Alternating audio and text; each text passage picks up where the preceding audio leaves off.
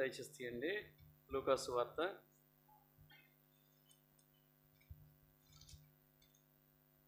15వ అధ్యాయం. లూకాసు వార్త 15వ అధ్యాయము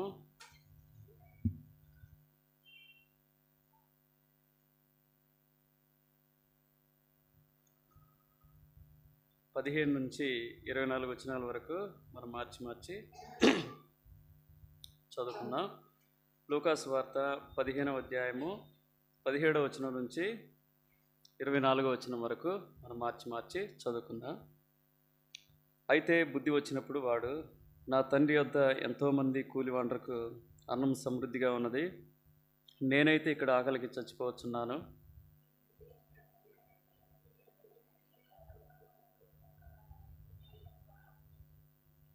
ఇక మీదట నీ కుమారునని అనిపించుకున్నటకు యోగ్యుడను కాను, నన్ను నీ కూలివారిలో ఒకనిగా పెట్టుకొనుము అని అతనితో చెప్పుదననుకొని లేచి తండ్రి వద్దకు వచ్చాను.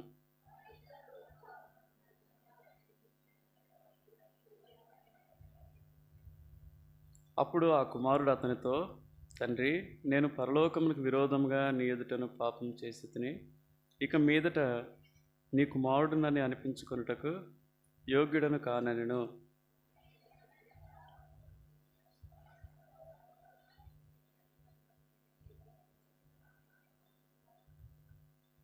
క్రొవ్విన దూడను తెచ్చి వధించుడి, మనం తిని సంతోషపడదాము.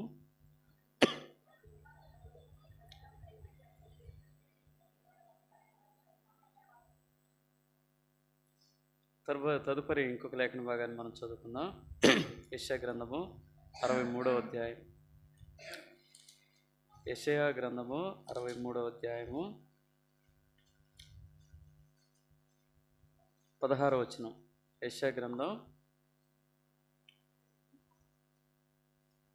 63వ అధ్యాయము 16వ వచనాన్ని కలిసి చదువుకుందాం. మాకు తండ్రివి నీవే, అబ్రహాము మమ్మల్ని ఎరుగకపోయినను, ఇశ్రాయేలు మమ్మల్ని అంగీకరింపకపోయినను, యెహోవా నీవే మా తండ్రివి, అనాది కాలం నుండి మా విమోచకుడని నీకు పేరే కదా. తిరిగి యెషయా గ్రంథం 64:8వ వచనం. యెహోవా నీవే మాకు తండ్రివి, మేము చీకటమన్ను, మేమందరం నీ చేతి పని అయి ఉన్నాం. 89వ కీర్తన 26వ వచనం.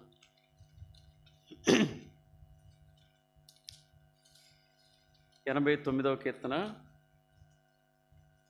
26వ వచనాన్ని ధ్యానించుకుందాం.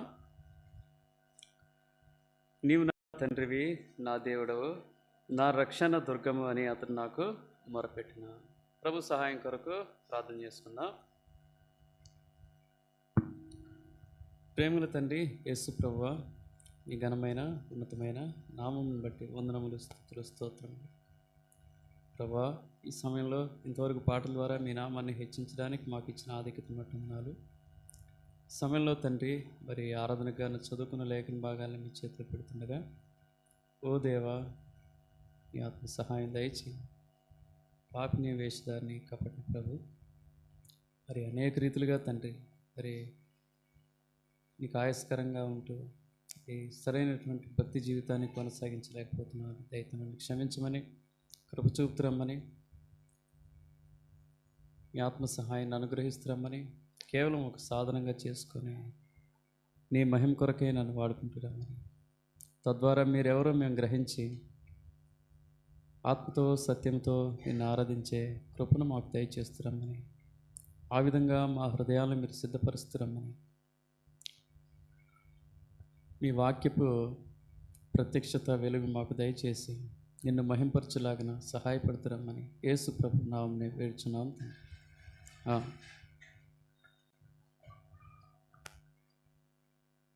మూడు సందర్భాలు మనం చదువుకున్నాం, ఒక సన్నివేశాన్ని మనం చదువుకున్నాం కదా.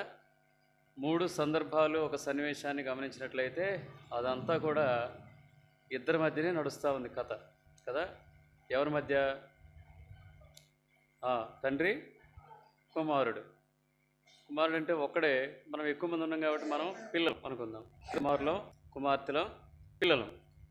తండ్రికి పిల్లలకి మధ్య జరుగుతున్నటువంటి ఆ కథలో మనం గమనించినట్లయితే లూకాసు వార్తలో కుమారుడు తప్పిపోతాడు.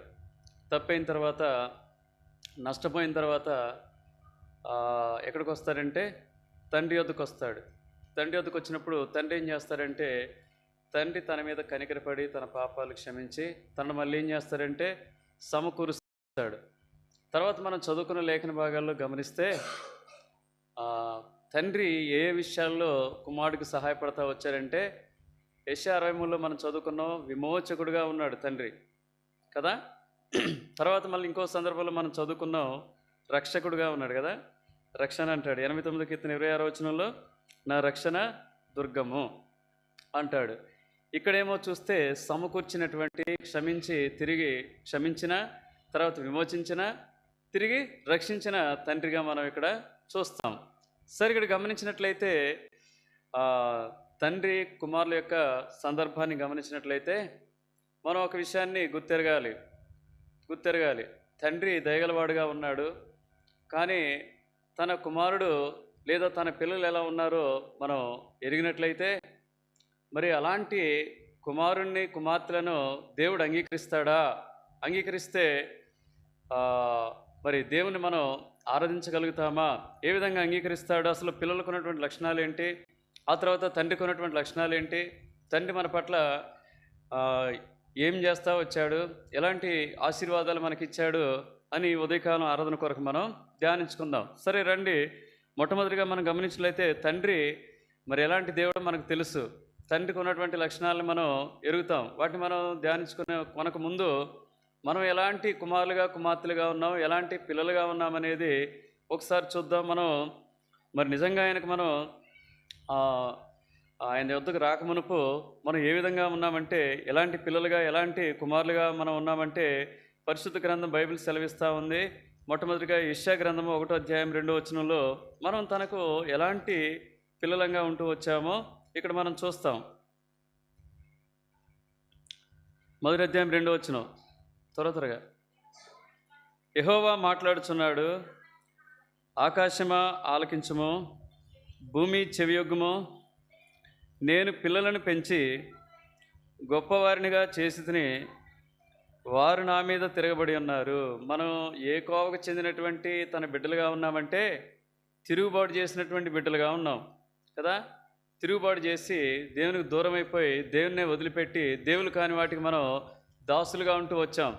నిజంగా తండ్రి వద్దకు వచ్చేటటువంటి అర్హత కానీ యోగ్యత కానీ అలాంటి ధన్యత కానీ మనకున్నాయంటే లేవు.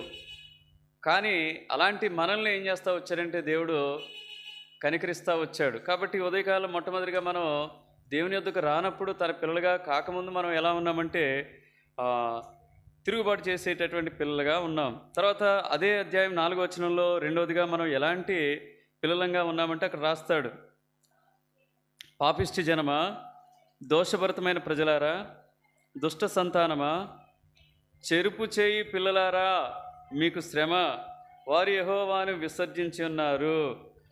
ఇశ్రాయేలు యొక్క పరిశుద్ధ దేవుని దూషింతురు, ఆయన విడిచి తొలగిపోయి ఉన్నారు. రెండోదిగా మనం ఎలాంటి పిల్లలం అంటే ఇక్కడ గమనిస్తే చెడు చేసేటటువంటి పిల్లలం. ఈ లోకంలో మనం ఎంతగానో చెడ్డ పనులు చేస్తూ వచ్చాం, దుష్క్రియలు చేస్తూ వచ్చాం, నీతికి దూరంగా ఉంటూ వచ్చాం, అవునా? అంత మాత్రమే కాక దేవుని యొక్క మార్గాలను మనం చెరిపివేసుకున్న మార్గాల నుంచి పూర్తిగా మనం వైదొలిగిపోతూ వచ్చాం. కాబట్టి ఇలాంటి పిల్లలం మనం. మూడోదిగా గమనిస్తే మనం ఎలాంటి పిల్లలమో రాస్తాడు ఇర్మియా భక్తుడు 4వ అధ్యాయము 22వ వచనంలో. ఏమంటాడంటే, మనం ఎంత చెప్పినా వినేటటువంటి వాళ్ళం కాదు కదా.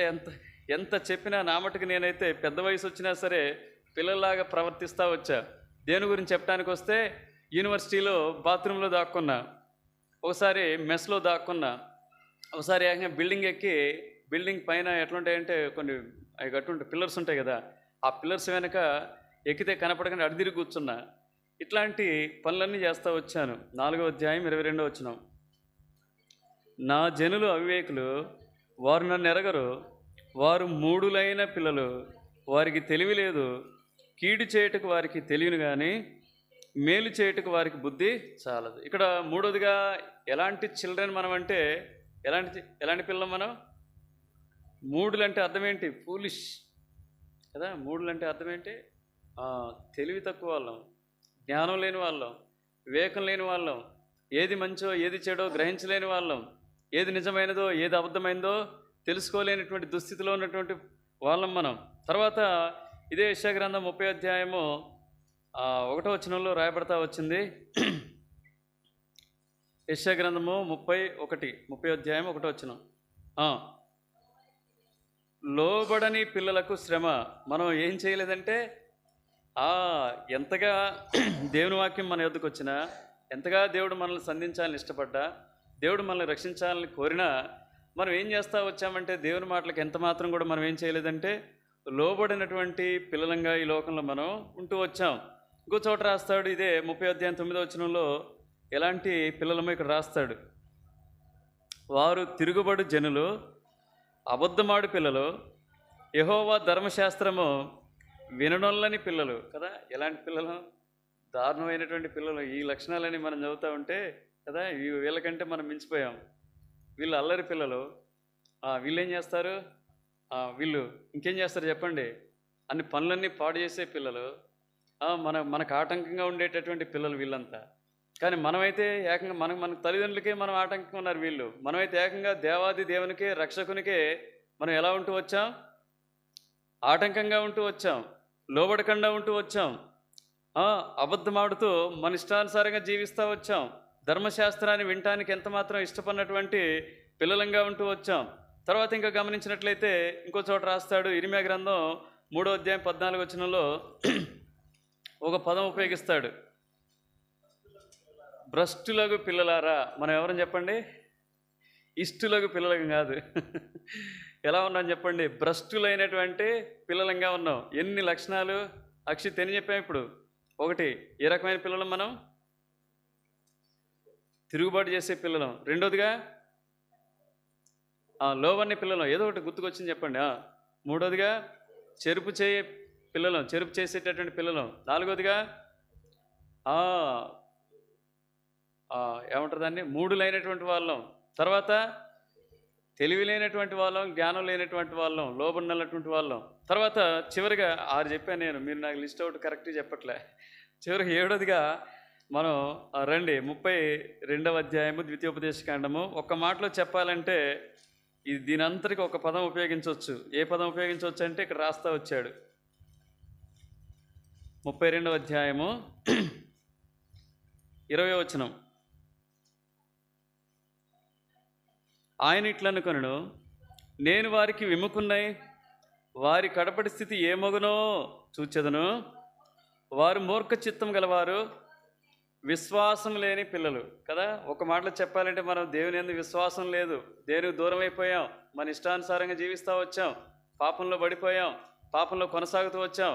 ఆ తప్పైన కుమారుడైతే ఏం చేస్తూ వచ్చారంటే ఆ డబ్బుని వ్యయపరుచుకున్నాడు, రకరకాలుగా తాను ఇష్టానుసారంగా జీవించి పాడు చేసుకున్నాడు. అయితే మనం ఏం చేస్తూ వచ్చామంటే మనం కూడా వాడికి మించి, మరి ఆ తప్పైన కుమారుడికి మించి నానా రీతిలుగా ఈ లోకంలో చెడిపోయి పడిపోయి తండ్రికి ఏమైపోతా వచ్చాం? దూరం అయిపోతూ వచ్చాం. అసలు దేవుని యొద్దకు రావడానికి ఎంత మాత్రం యోగ్యులంగా మనం లేం కదా. అలాంటి దుస్థితిలో మనం ఉంటూ వచ్చాం, పాపంలో పడిపోయాం. మన పాపాలను బట్టి, మన అపరాధాలను బట్టి మనం చచ్చినటువంటి స్థితిలోనికి వెళ్ళిపోతూ వచ్చాం. ఆ నిత్య నరకానికి మనం పాత్రలుగా ఉంటూ వచ్చాం. దేవుడంటే తెలియనటువంటి దుస్థితిలో ఉంటూ వచ్చాం, ఆత్మీయ అంధకారంలో ఉంటూ వచ్చాం. అలాంటి పరిస్థితుల్లో దేవుడు నిన్ను నన్ను ఏం చేస్తూ వచ్చాడు? తండ్రి మనల్ని ఆ విధంగా చూచి ఏం చేయలేదు? 103వ కీర్తన. తండ్రి ఏం చేయలేదు? మనల్ని వదిలిపెట్టలేదు, మన పట్ల కనికరపడ్డాడు. 103వ కీర్తన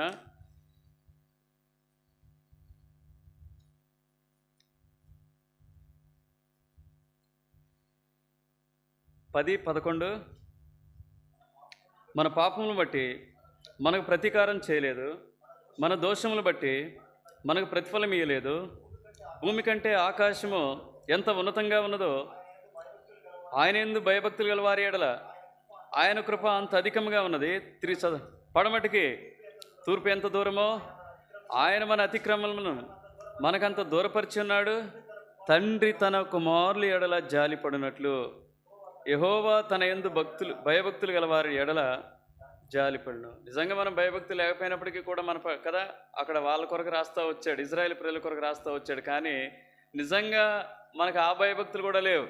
అయినా సరే మన మీద కనికరపడ్డాడు, కనికరపడి మన పాపాలు క్షమించాడు, మన దోషాలు మన్నించాడు, అర్థమైందా, మనం రక్షించుకున్నాడు కదా. తప్పైన కుమారుడు ఏ విధంగా తండ్రి వద్దకు వస్తే, మరి తండ్రి క్షమించడానికి మనం ఏమన్నా అర్హులం అంటే హెబ్రీ 2:6 అంటాడు కదా, నీవు మనుషుని జ్ఞాపకం చేసుకోవటానికి వాడు ఏ పాటివాడు, నీవు నరపుత్రుని దర్శించడానికి వాడు ఏ పాటివాడు. నీవు నేను యోగ్యులం కాదు, నీవు నేను పాత్రులం కాదు, నీవు నేను ఎంత మాత్రం కూడా దేవుని యొక్క ఆశీర్వాదాలకి, తండ్రి యొక్క ఆ కనికరానికి పాత్రలం కాదు. అయినప్పటికీ కూడా మన తండ్రి ఎవరో చూద్దాం. మన తండ్రి ఎవరో చూడగలిగితే ఆ తండ్రిని మనం ఖచ్చితంగా ఏం చేస్తాం? స్తుతిస్తాం, ఆరాధిస్తాం, గణపరుస్తాం. ఇలాంటి పిల్లలమైనటువంటి మన పట్ల తండ్రి యొక్క వైఖరి ఎలా ఉందో రండి. ఇప్పుడు తండ్రి ఎలాంటి వాడంటే, రెండో మాట 2 కొరింథీ 1:13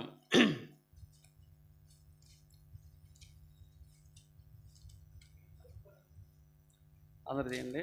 2 కొరింథీ 1:13 మీరు చదువుకొని పూర్తిగా గ్రహించిన సంగతులు తప్ప, ఇక్కడైనా ఎక్కడో ఉందండి, 1 కొరింథీ 13 చదవండి. కనికరం చూపు తండ్రి అని ఉంటుంది.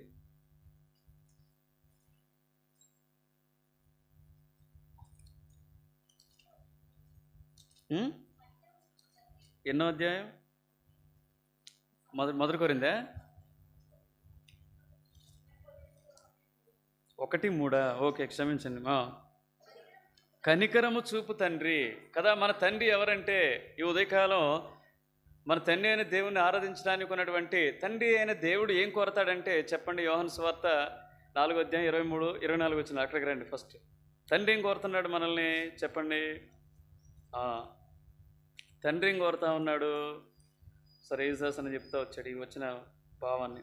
4:23-24 అయితే యథార్థంగా ఆరాధించువారు ఆత్మతోనూ సత్యముతోనూ తండ్రిని ఆరాధించు కాలము వచ్చుచున్నది, అది ఇప్పుడునూ వచ్చే ఉన్నది. తన్ను ఆరాధించువారు అట్టివారే కావాలని తండ్రి కోరుచున్నాడు. దేవుడు ఆత్మ గనుక ఆయన ఆరాధించువారు ఆత్మతోనూ సత్యంతోనూ ఆరాధింపవలను. ఈ తండ్రి ఈ విధంగా కోరుతా ఉన్నాడు. ఆ విధంగా కోరటానికి మరి తండ్రికి ఉన్నటువంటి ఆధిక్యతలు ఏంటంటే, తండ్రి మొట్టమొదటిగా ఎలాంటి తండ్రి అంటే కనికరం చూపు. మన పట్ల కనికరపడ్డాడు కాబట్టి ఇక్కడ ఉన్నాం. మన పట్ల జాలి పడ్డాడు కాబట్టి మనం ఇక్కడ ఉన్నాం. మన పట్ల ఆయన ప్రేమను కనపరిచాడు కాబట్టి మనం ఇక్కడ ఉన్నాం. లేకపోతే నశించి నిత్య నరకానికి నేను పాత్రలుగా ఉంటూ వచ్చేవాళ్ళం. రెండోదిగా ఆయన ఎలాంటి తండ్రి అంటే యోహాను సువార్త 6:57 యోహాను సువార్త 6:57 జీవము గల తండ్రి చాలు. మన తండ్రికి ఉన్నటువంటి రెండవ ఆధిక్యత ఏంటంటే లివింగ్ గాడ్, లివింగ్ ఫాదర్, జీవము కలిగినటువంటి తండ్రి కదా. మన పాపాల చేత అపరాధముల చేత మనం చచ్చినటువంటి స్థితిలో ఉండగా మరణంలో నుంచి మనల్ని ఎక్కడ దాటించాడు ఈ తండ్రి? జీవంలోనికి దాటించినటువంటి తండ్రిగా మన జీవితాల్లో ఉన్నాడు. అంత మాత్రమేనా? మూడోదిగా రండి యాకోబు 1:17 ఎవరు చెప్తున్నారు? Very good. ఏ తండ్రి అయినా? Very good. జ్యోతిర్మయుడకు తండ్రి. శ్రేష్టమైన ప్రతివ్యూ సంపూర్ణమైన ప్రతివరమును పరసంబంధమైనదై జ్యోతిర్మయుడకు తండ్రి వద్ద నుండి వచ్చును. మనకు ఈ తండ్రి ఏం చేస్తా వచ్చారంటే, ప్రేమించాడు, తన ప్రాణాన్ని పెట్టి తన కుమారుని పంపించాడు. ఎవరిని పంపించాడు? తన కుమారుని పంపించాడు. తన కుమారుని ద్వారా అక్కడైతే ఆ తండ్రి ఏం చేస్తా వచ్చాడు చెప్పండి? తప్పైన కుమారుడు ఉదంతంలో తండ్రి ఇంకో కుమారుని బలిచ్చాడా? ఇంకో కుమారుని బలివ్వలేదు. ఎవరిని బలిచ్చాడు? ఎవరిని కోసాడు? ఒక దూడని వాళ్ళు వధించి వాళ్ళు విందు చేసుకున్నారు కదా. మరి తండ్రి అయిన దేవుడు మన కొరకు ఎవరిని పంపించాడు చెప్పండి? ఆ తర్వాత చదువు. మన కొరకు తన సొంత కుమారుని ఈ లోకానికి పంపించాడు, బలియాగం గావించాడు. కాబట్టి ఆయన కనికరం కలిగినటువంటి, ప్రేమ కలిగినటువంటి తండ్రి. రెండవదిగా జీవం కలిగినటువంటి తండ్రి. మూడవదిగా ప్రతి ఆశీర్వాదానికి మనల్ని కదా, శ్రేష్టమైన ప్రతికి మనల్ని పాత్రలుగా చేస్తూ వచ్చినటువంటి తండ్రి ఆయన. ఆ తర్వాత గమనించినట్లయితే ఆయన ఎలాంటి తండ్రి అంటే ఎఫ్ఎస్సి 1:19 రాస్తాడు. ఎఫ్ఎస్సి పత్రిక 1:19 తండ్రికి ఉన్నటువంటి 7 లక్షణాలు చూద్దాం. చాలా ఉన్నాయి. నేనైతే ఒక 7 అయితే ధ్యానించుకుంటా వచ్చాను. ఒక మధ్య భాగంలో రాయబడతా వచ్చింది. 1:19 దేవుడై యేసుక్రీస్తు యొక్క దేవుడైన మహిమా స్వరూపియగు తండ్రి, మహిమ కలిగినటువంటి తండ్రి. పాపం చేత మన మహిమను కోల్పోయినప్పుడు, దేవునికి దూరం అయిపోయినప్పుడు కదా, ఆయన మహిమకు మనం ఏమైపోయామంట? ఏ భేదమును లేదు, అందరిని పాపం చేసి దేవుడు అనుగ్రహించి మహిమను పొందలేక పోతా వచ్చారు. అలాంటి జాబితాలో నీవు నేను ఉంటూ వచ్చాం. అలాంటి మనల్ని ఆయన ఏం చేస్తూ వచ్చారంటే, మహిమ కలిగినటువంటి తండ్రి తన మహిమనే మనకిచ్చాడు. తన మహిమనే మనకిచ్చి ఏం చేస్తూ వచ్చారంటే, గొప్ప రక్షణకు, ఈ రక్షణ వల్ల ఏం కలిగిందంటాడు 21:5 నీ రక్షణ వలన వానికి గొప్ప మహిమ కలిగాను. తన మహిమనే మనకిచ్చాడు. ఎంత గొప్ప తండ్రి కదా. ఇంకా 4వదిగా గమనించినట్లయితే ఈ తండ్రి ఎలాంటి వాడంటే, రండి చోట రాస్తాడు. యోహాను సువార్త 17:11. యోహాను సువార్త 17:11.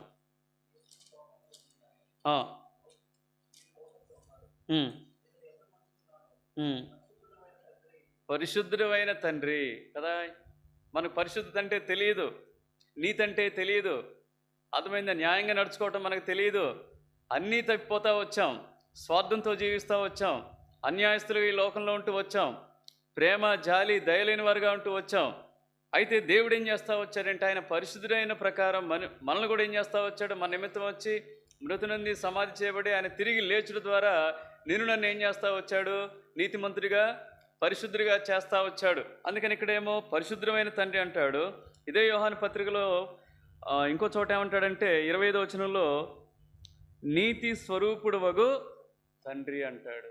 పరిశుద్ధత నీతి సినానిమ్స్, అవి దగ్గర పదాలే. ఎంత గొప్ప తండ్రి అండి. ఆ తర్వాత ఇంకొక ఆధిక్యత మనం గమనించినట్లయితే ఈ తండ్రి ఎలాంటి తండ్రి అంటే, యెషయా గ్రంథం 9:6 మనం చదువుతాం. చూడకుండా చెప్పేయచ్చు. నిత్యుడగు తండ్రి, ఎప్పుడు కూడా ఎల్లప్పుడూ ఉండేటటువంటి తండ్రి. మరి ఎక్కడ ఉంటాడు ఈ తండ్రి అంటే, ఈ తండ్రి ఎలాంటి తండ్రి అంటే, మత్తయి సువార్త రాస్తాడు, అనేక రీతిలుగా రాస్తాడు. ప్రార్థన కూడా ఎలా చేయమంటాడు? పరలోకమందున్న తండ్రి అంటాడు కదా. ఈ పరలోకమందున్న తండ్రి మనకేమిస్తా ఉన్నాడంటే, అన్ని ఈవుల్ని కదా, అన్ని ఈవుల్ని కూడా, శ్రేష్టమైన ఈవుల్ని ఇవ్వటానికి ఇష్టపడినటువంటి తండ్రి. అందుకనే ఓ పదం ఉపయోగిస్తాడు. మన తండ్రి ఎవరంటాడు? పరిపూర్ణుడా. చోట రాస్తాడు 5వ అధ్యాయము. ఎవరంటే ఆయన పరిపూర్ణుడు. దేని బట్టి పరిపూర్ణుడు? 7 లక్షణాలు చెప్తా వచ్చాను. ఒకటైన ఎలాంటి తండ్రి చెప్పండి అండి? కనికరం కలిగినట్టు, ప్రేమ కనికరం జాలి ఇవన్నీ ఒక సమాన పదాలే.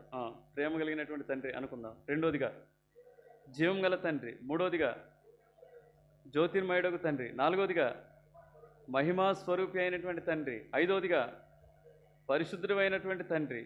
6వదిగా నిత్యుడు అయినటువంటి తండ్రి. 7వదిగా పరిపూర్ణుడైనటువంటి పరలోకమందున్నటువంటి తండ్రి. ఆ తండ్రి ఏం చేస్తా వచ్చాడు చెప్పండి? తప్పిపోయినటువంటి మనల్ని, మనకు తండ్రి ఎవరున్నారు ఈ లోకంలో చెప్పండి? భయంకరమైన దుస్థితిలో ఉన్నప్పుడు మన తండ్రి ఎవరని చెప్తారండి? యోహాను సువార్త 8:44 మనమంతా ఎవరి పిల్లలు అంటాడు? యోహాను సువార్త 8:44 మీరు మీ తండ్రి యగు అపవాది సంబంధులు. ఒకనాడు ఈ 7 గుణలక్షణాలు కలిగినటువంటి తండ్రికి మనం కుమారులుగా ఉండలేదు. ఆయనకు దూరం అయిపోయాం, తప్పిపోయాం. అపవాదికి మనం ఎవరుగా ఉంటూ వచ్చాం? అపవాది మనకు తండ్రి అంటే మనం ఎవరి పిల్లలు? అపవాది పిల్లలుగా ఉంటూ వచ్చాం. ఈ లోకంలో చెడిపోతూ వచ్చాం. అయితే దాన్ని చూసి దేవుడు ఇష్టపడక ఏం చేస్తూ వచ్చారంటే కదా, అక్కడ ఆ తండ్రి ఏం చేస్తూ వచ్చారంటే ఒక దూడని. మరి ఈ తండ్రి ఏం చేస్తూ వచ్చాడు?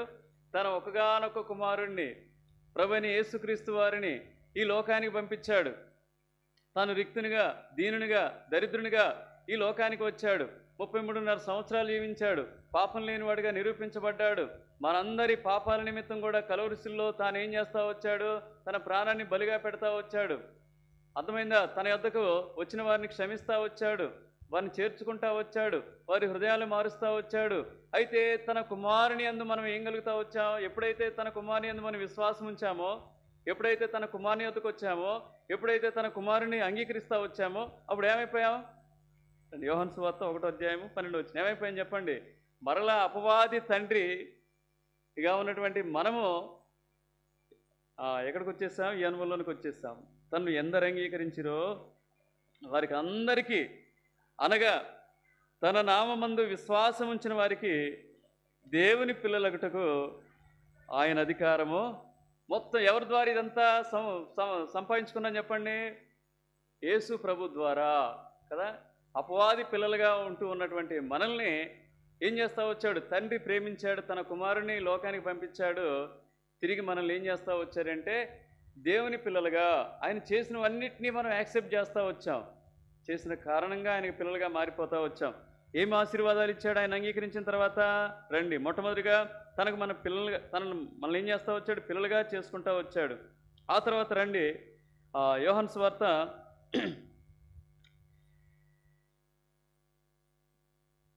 1 యోహాను 2:12 ఏం చేస్తూ వచ్చాడు? ఒక 4 వచనాలు చదువుకొని మనం ఆరాధనలోకి వెళ్ళిపోదాం. చిన్న పిల్లలారా, ఆయన నామమును బట్టి ఏమైంది చెప్పండి?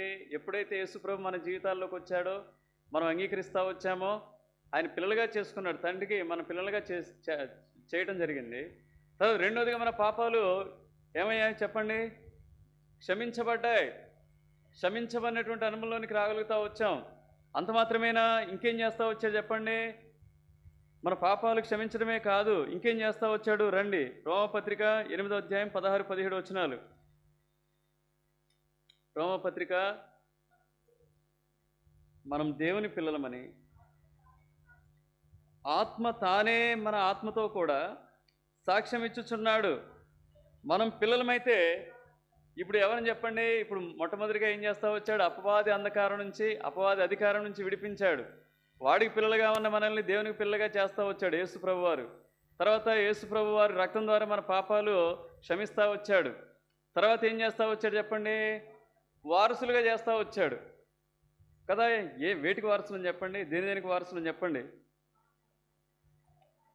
వాగ్దానాలకు వారసులం, పరిశుద్ధాత్మక వారసులం, రాజ్యానికి వారసులం, పరలోకానికి వారసులం. అర్థమైందా? తనకున్నటువంటి అన్నింటికి కూడా ఎవరు చెప్పండి? హక్కుదారులం. ఎవరు? మనం హక్కుదారులం అయిపోతా వచ్చాం. ఎంత గొప్ప ఆధిక్యత అండి! మొట్టమొదటిగా దుర్మార్గులమైనటువంటి పిల్లలం మనం కదా. గొప్ప తండ్రి, ఆ తండ్రి ఏం చేస్తూ వచ్చారంటే తన కుమారుని లోకానికి పంపించి కలవరిశిల్లో బలియాగం గావించి తనకు పిల్లలుగా చేసుకున్నాడు, తనకు వారసులుగా చేసుకున్నాడు. రండి, ఇంకేం చేస్తూ వచ్చాడు? రండి, 3 యోహాను 1:4 ఏ పిల్లలుగా చేస్తూ వచ్చాడంటే ఇప్పుడు మనం అందరం ఏ పిల్లలం? ఇప్పుడు నా పిల్లలు. ఇప్పుడు ఏమైపోయాయని చెప్పండి? ఒకప్పుడు అబద్ధమాడే పిల్లలు, అబద్ధికుడికే మనం పిల్లలుగా ఉంటూ వచ్చాం. అలాంటి మనల్ని ఏం చేస్తూ వచ్చాడు చెప్పండి? ఇప్పుడు సత్యమును అనుసరించే పిల్లలు. ఏమిటి సత్యము? ఆయనే సత్యము. ఇంకేమిటి సత్యము? ఆయన వాక్యమే సత్యము. ఇంకేమిటి సత్యము? ఇంకేంటి సత్యం? ఆయన మార్గము సత్యము. ఇంకేంటి సత్యం? ఆయన ఇచ్చినటువంటి పరలోకం మనకు సత్యమైంది కదా. అన్నింటికి కూడా ఏం చేస్తా? అబద్ధంలోకి మనం ఉండటానికి ఇష్టపడినటువంటి దేవుడు ఇంకేం చేస్తా వచ్చాడు చెప్పండి? రండి, మత్తయి సువార్త 7:10-11 ఈ తండ్రి మన పట్ల ఏం చేస్తూ ఉన్నాడు? ఈ లోకంలో గత వారం అంతా మంచి ఆహారం తిన్నాం. ఎక్కడ మంచి ఆహారం తిన్నాం? గుడ్లు లేవు, చికెన్ లేదు, ఇంకెక్కడ ఆహారం మంచిది తింటాం? ఫస్ట్ టైం ఒక వారం రోజుల పాటుగా నాన్ వెజ్ లేకుండా అప్పటికి ఎగ్స్తో మేనేజ్ చేసాం. వస్తే వచ్చిందిలేని ఎగ్స్తో మేనేజ్ చేసాం అనమాట కదా. దేవుడు ఏం చేస్తూ వచ్చారంటే మత్తయి సువార్త 7:10-11 మీరు చెడ్డవారయ్యుండి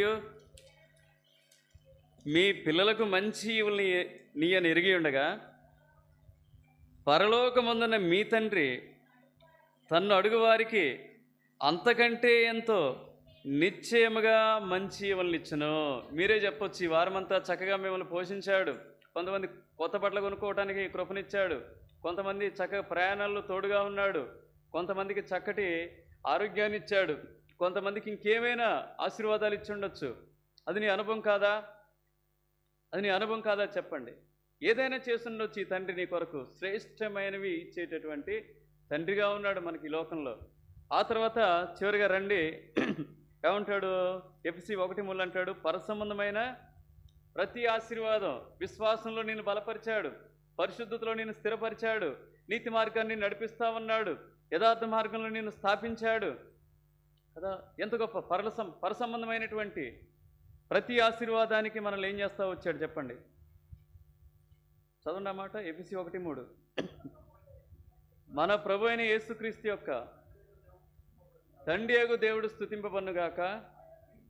ఆయన క్రీస్తునందు పరలోక విషయములలో ఆత్మ సంబంధమైన ప్రతి ఆశీర్వాదం ఆత్మీయంగాను వెదకటానికి ఏమిచ్చాడు? సంఘం ఇచ్చాడు, సహవాసం ఇచ్చాడు, జీవగ్రంథం ఇచ్చాడు, పరిశుద్ధాత్మనిచ్చాడు, నియామక కూడికలను ఇచ్చాడు, మాలాంటి బోధకులను ఇచ్చాడు, అప్పుడప్పుడు పెట్టే క్విజులను ఇచ్చాడు. క్విజ్ ద్వారా ఎన్నో కొత్త విషయాలు నేర్చుకొని మనం ఆదరణ పొందుతూ వచ్చాం, దైవికమైనటువంటి వెలిగింపును పొందుతూ వచ్చాం. అవునా కాదా చెప్పండి. పర సంబంధమైనటువంటి ప్రతి ఆశీర్వాదాన్ని ఇస్తూ వచ్చాడు. చివరిగా ఒక మాట చదువుకుందాం. ఇంకా వాటికన్నా ఇంకా మించింది ఏంటంటే లూకాసు వార్త 12:32. చూడకుండా చెప్పేయచ్చు ఎవరైనా. Very good.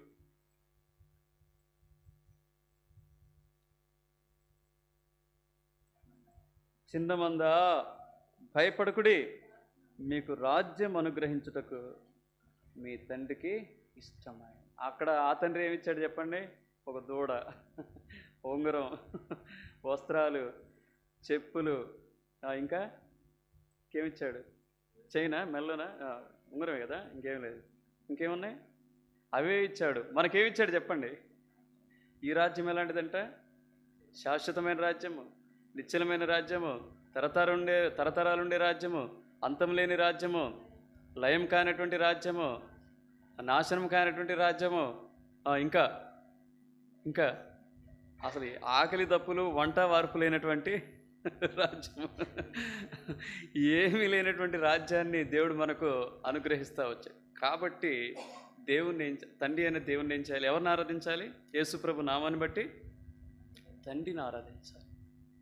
తండ్రిని ఆరాధించాలి. రండి ఒక్క మాట చదువుకొని ముగించుకుందాం. ఎఫ్సి పత్రిక 1:12 చివరిగా. మళ్ళీ దాన్ని మనం రిమైండ్ చేసుకోవటంలే, సమయం అయిపోయిందని. మీరు ఆరాధించేటప్పుడు జాగ్రత్తగా గమనంలో ఉంచుకోండి. క్రీస్తునందు ముందుగా, మనం కలిసి చదువుకుందాం ఈ మాట. క్రీస్తునందు ముందుగా నిరీక్షించిన మనము తన మహిమకు, అందరం కలిసి చదువుకుని, తన మహిమకు కీర్తి కలుగు చేయవలని దేవుడు తన చిత్త ప్రకారమైన సంకల్పమును బట్టి మనల్ని ముందుగా నిర్ణయించి. ఎఫ్సి మనం చదువుకునేది, క్షమించండి, కొలసి 1:12. ఎక్కడి నుంచి చదువుదామంటే